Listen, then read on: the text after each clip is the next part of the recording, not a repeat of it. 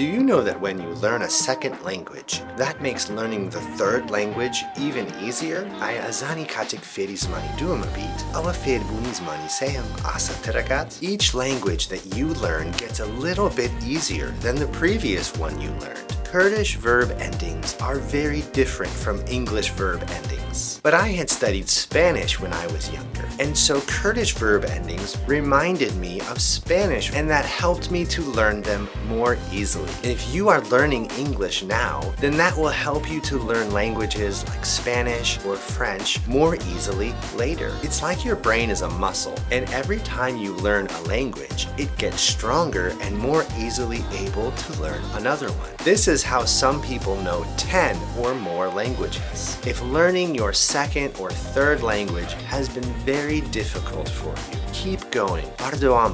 It gets easier with every language that you learn.